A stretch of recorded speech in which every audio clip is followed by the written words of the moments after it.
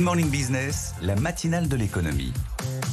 Et on poursuit avec des résultats bancaires encore ce matin. Et notre invité, bonjour Éric Petitgan. Bonjour. Merci d'être sur notre plateau, directeur général du Crédit Mutuel Alliance Fédérale. Vous publiez sur le premier semestre des résultats records, produit net bancaire de 8,8 milliards d'euros, en croissance de plus de 6%. On peut parler là d'un début d'année bien dynamique.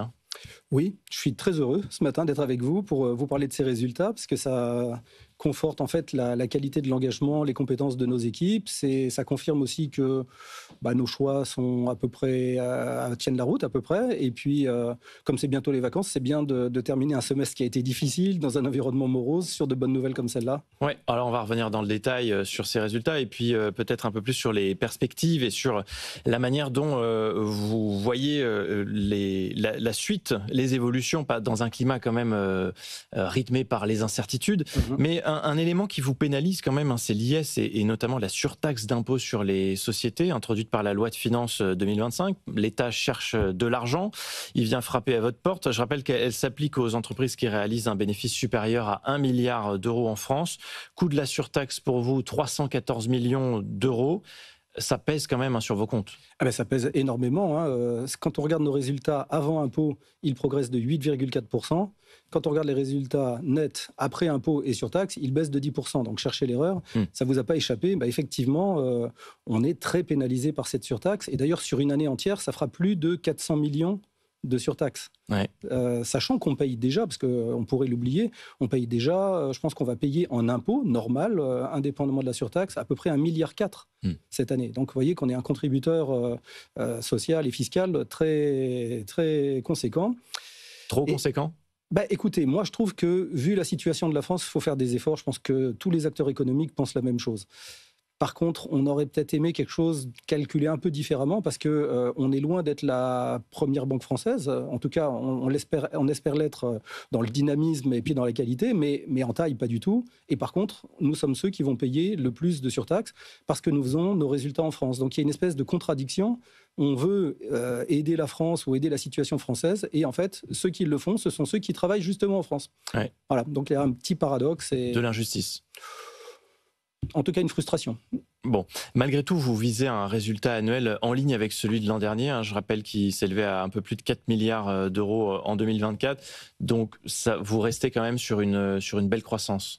Oui, tout à fait. On bénéficie d'un petit retour de l'activité. Donc, en tout cas, surtout au premier trimestre. Ça, c'est très positif. On l'a vu, il y avait plus de volonté de réinvestir de la part de nos clients, qu'il s'agisse de particuliers ou d'entreprises. Ça s'est un peu calmé malheureusement au deuxième trimestre, mais cet effet volume va être bénéfique. Et puis, on revient dans une situation où les marges sont positives, c'est-à-dire les taux courts ont été fortement baissés par la BCE plusieurs fois.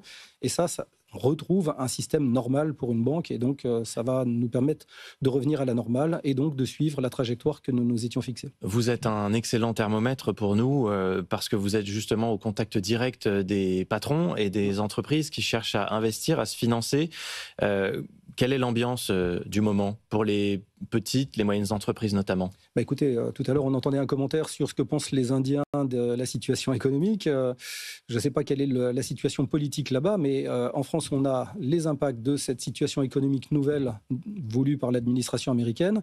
Et en plus, on a beaucoup de mal à savoir où on va aller économiquement. Donc, les acteurs économiques, je me répète, du particulier jusqu'à l'entreprise, ils sont un peu dans l'attente de savoir ce qui va se passer, de savoir à quelle sauce fiscale, sociale, économique ils vont être traités. Et c'est jamais bon. En fait, on diffère. On est dans un monde où il y a des ruptures très fortes, où les choses vont très très vite, et notre pays est un peu à l'arrêt, à se regarder le nombril, à se demander ce qu'il va devoir faire, et c'est évidemment pas bon. Et les acteurs économiques souffrent de ça. Mais qu'est-ce qu'il faudrait faire ? Il faudrait de la clarté. Alors là, c'est pas à moi de dire ce qu'il faut faire globalement, c'est aux citoyens de faire des choix, mais il faut de la clarté, et puis il faut peut-être tirer les conséquences de ce qu'on est en train de vivre. Les questions de souveraineté sont fondamentales, on l'avait peut-être un petit peu oublié, et je pense qu'il est vraiment important de se reposer les bonnes questions. On est en train de le faire sur la défense, mais on pourrait le faire aussi sur l'industrie agroalimentaire, sur toute l'industrie en général.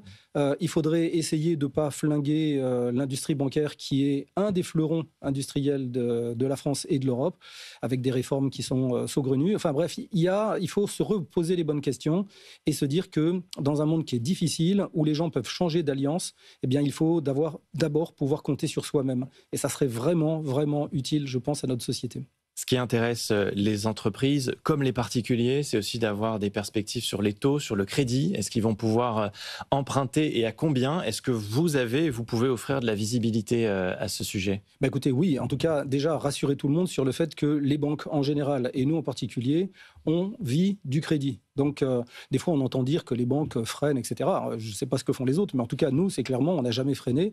On est un acteur qui accompagne ses clients dans ses projets, et donc le crédit fait partie, je dirais, du cœur de notre activité. Mais dans une période où le risque il est encore élevé, je pense notamment aux entreprises. Alors, le risque est élevé, effectivement, mais c'est un peu paradoxal. Ce sont les entreprises, on va dire, du segment intermédiaire qui souffrent particulièrement pour les raisons que j'évoquais tout à l'heure.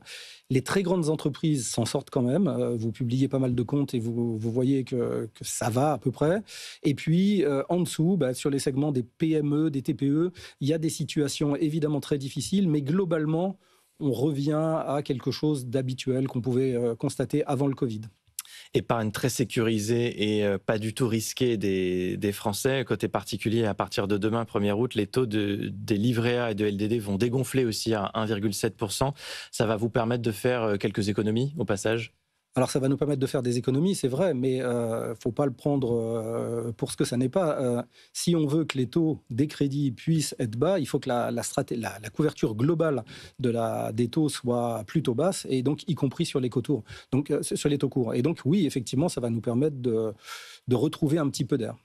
Éric Petitgan, vous avez annoncé il y a quelques mois le rachat de la banque allemande OLB. Ça devrait être effectif début 2026. C'est votre plus grosse acquisition depuis 2008. L'histoire du Crédit Mutuel, désormais, elle se dessine et elle s'écrit au niveau européen? Ah oui, tout à fait. On a fait clairement le choix de l'Europe.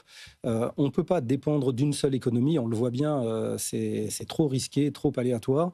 Et donc, nous avons fait le choix de nous développer en Europe, prioritairement.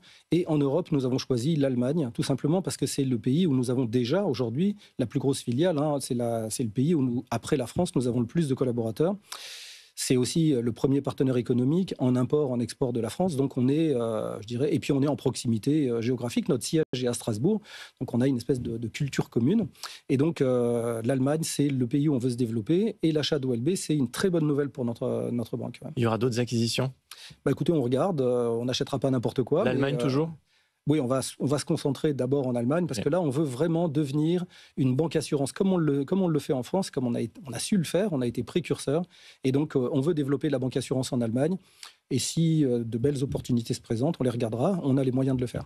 Merci beaucoup d'avoir accepté notre invitation ce matin. Éric Petitgan, directeur général du Crédit Mutuel Alliance Fédérale.